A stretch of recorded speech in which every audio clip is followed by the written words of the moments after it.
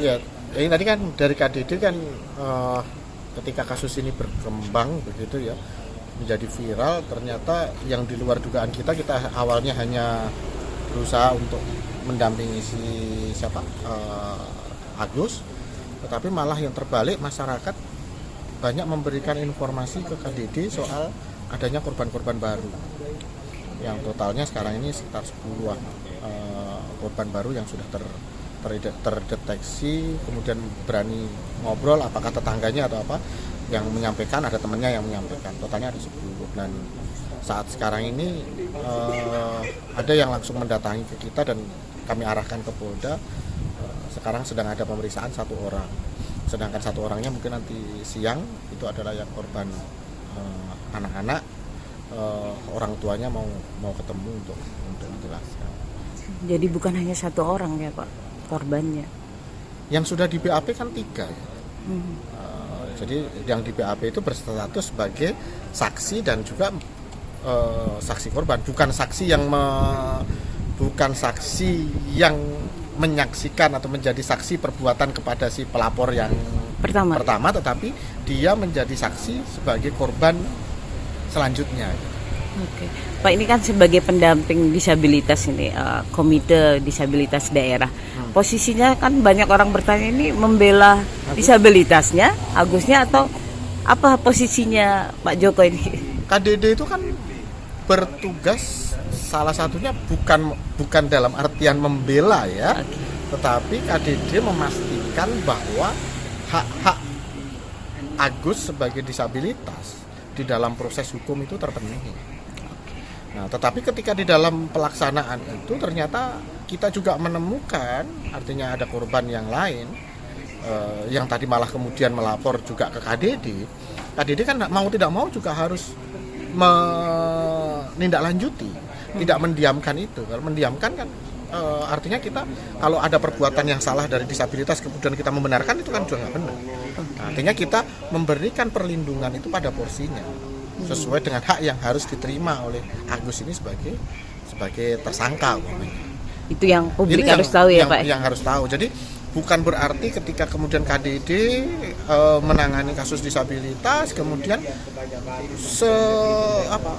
mati-matian membela disabilitas meskipun dia salah, bukan begitu, tapi membela dia dalam artian bahwa dia harus mendapatkan hak sesuai apa yang sudah diatur di dalam regulasi di negara kita. Perkembangannya, terus bagaimana kondisi korban dari pendamping melihatnya seperti apa? Baik, untuk kondisi terbaru mengenai korban, tentu masih dengan hal yang sama, psikologisnya terganggu dan trauma dan ketakutan. Itu ketakutannya untuk dia menutup media sosialnya, meng-off-kan seluruh media sosialnya karena ketakutan tadi, dan dimana korban sendiri bilang kenapa dia menutup media sosial. Korban bilang kenapa orang-orang di luar sana tidak percaya dengan apa yang saya berikan keterangan di kepolisian. Itu yang membuat korban trauma, ketakutan sehingga menutup media sosialnya. Itu yang membuat dia agak defensif sampai hari ini ya. Defensif sampai hari ini. Kalau informasinya ada 10 korban lain yang dicatat. Ada 10 yang sudah tim pendamping catat. Kemungkinan ada lebih dari 10 karena dari pihak homestay pun, dari pimpinan pemilik homestay itu menyampaikan keterangan ada 9 yang dilihat bahwa Agus ini membawa perempuan ke homestay. Ada 9. Otomatis bisa dijumlahkan 19 orang kemungkinan. Kalau kita gabungkan dengan keterangan dari pihak homestay. Oke. Ini jadinya bertambah terus ya? Bertambah terus. Ini update terbaru, ada 2 korban yang akan bersedia memberikan pernyataan. Yang satunya dari orang tua yang dulunya anaknya pernah menjadi korban si pelaku. Yang kemudian yang satunya yang terjadi di bulan Februari atau enggak Maret itu terjadi di tempat yang sama, di Taman Udayana, di depan pos polisi. Dengan modus yang sama juga? Dengan modus yang sama, yang sebelumnya tidak pernah saling mengenal. Ada yang di bawah umur juga ya? Ada di bawah umur juga. Nah, ini yang orang tuanya yang sedang kami gali informasi.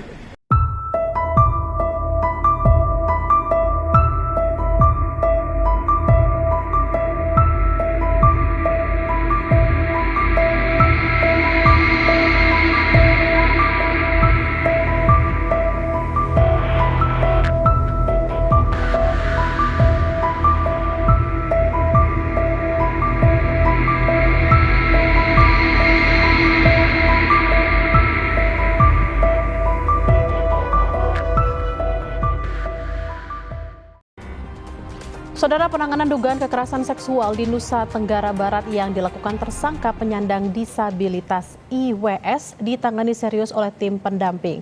Keberanian korban juga membuka kesadaran bila ada korban lain. Komite Disabilitas yang mendampingi penyidik Polda NTB kemarin menegaskan penyandang disabilitas memiliki kemungkinan melakukan tindak pidana kekerasan seksual. Meski demikian, Komite Disabilitas Daerah NTB akan memantau selama penanganan kasus itu, hak-hak tersangka sebagai penyandang disabilitas terpenuhi. Setiap disabilitas sama di muka hukum, termasuk apakah kemudian disabilitas bisa melakukan tindak pidana? Sangat bisa, sangat bisa. Meskipun dia disabilitas, dia memiliki kemampuan, memiliki kualifikasi untuk melakukan tindak pidana itu. Dan itu bisa dibuktikan karena kalau teman-teman bisa melihat aktivitasnya di media sosialnya yang bersangkutan, dia bisa naik motor sendiri, dia bisa makan sendiri. Sebenarnya kalau teman-teman lihat, bisa main band, main musik, bahkan termasuk menyelam. Sebelumnya polisi menetapkan seorang mahasiswa disabilitas sebagai tersangka kasus pelecehan seksual seorang mahasiswi di Mataram, Nusa Tenggara Barat. Penetapan tersangka ini menjadi polemik setelah tersangka membantah aksi itu karena keterbatasan fisiknya. Tersangka yang kegiatan sehari-harinya dilakukan memakai kaki juga mengaku dijebak korban. Namun polisi menyatakan telah cukup bukti untuk menetapkan tersangka. Lalu bagaimana penanganan polisi terhadap kasus ini? Kita tanyakan pada jurnalis Kompas TV Fitri Rahmawati di Polda Nusa Tenggara Barat. Fitri, bagaimana perkembangan penyelidikan kasus kekerasan seksual yang dilakukan oleh penyandang disabilitas? Apakah ada kemungkinan tambahan korban lain, Fitri? Ya, Bella dan juga saudara, saat ini saya tengah berada di Polda Nusa Tenggara Barat. Kami baru saja mendapat informasi langsung dari Direskrim Polda Nusa Tenggara Barat bahwa ada satu orang korban lagi yang melapor hari ini terkait kasus yang sama yang dilakukan oleh tersangka IWA ini. Dan saat ini aparat kepolisian di unit PPA tengah melakukan pemeriksaan terhadap korban. Dan kami juga mendapat informasi dari Komite Disabilitas Nusa Tenggara Barat bahwa banyak juga yang melapor selain satu orang tersangka ini yang sudah resmi melapor. Jadi ada 2 orang korban yang telah resmi melapor di Polda Nusa Tenggara Barat ini, tapi juga ada 10 orang korban lain yang juga melaporkan kasus yang serupa, yang mereka laporkan juga pada Komite Disabilitas Nusa Tenggara Barat ini. Dan selain itu juga para korban meminta pendampingan dari Senyum Puan dan beberapa kelompok-kelompok pemerhati perempuan untuk mendampingi mereka. Saat ini ada 10 orang korban yang telah didampingi, kemudian juga dimintai keterangannya, dan juga 2 orang korban yang secara resmi telah melaporkan kasus mereka ke Polda Nusa Tenggara Barat ini. Dan saat ini juga para korban masih didampingi karena mereka masih mengalami trauma. Kemudian ada juga beberapa korban yang menutup media sosial mereka karena khawatir dan merasa dirinya tertekan. Mengingat banyak sekali informasi dari publik yang menganggap mereka melakukan atau memberikan laporan yang mengada-ngada karena melaporkan orang yang mengalami kekurangan atau disabilitas ini.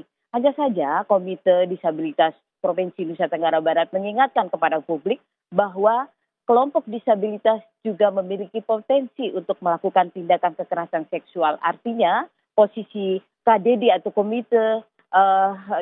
Komite Disabilitas Provinsi Nusa Tenggara Barat bukan pada posisi untuk membela tersangka atau pelaku, tetapi memastikan bahwa tersangka mendapatkan hak-haknya dalam proses hukum ini. Dan Mona, saya dapat informasikan kepada Anda dan juga saudara bahwa kasus ini telah masuk P19, bahwa sudah semua berkas sudah ada di Kejaksaan. Hingga sekarang Polda Nusa Tenggara Barat masih menunggu laporan dari Kejaksaan Tinggi Nusa Tenggara Barat untuk terus mereka melakukan koordinasi agar kasus ini bisa cepat ditangani dan ada titik terangnya. Demikian, Mona. Sudah ada 2 korban yang melaporkan ke polisi dan ada 10 orang yang sudah didampingi. Kita akan nantikan bersama apakah 10 orang ini juga akan melakukan pelaporan kepada polisi juga. Terima kasih Fitri Rahmawati langsung dari Polda Nusa Tenggara Barat. Selamat bertugas kembali.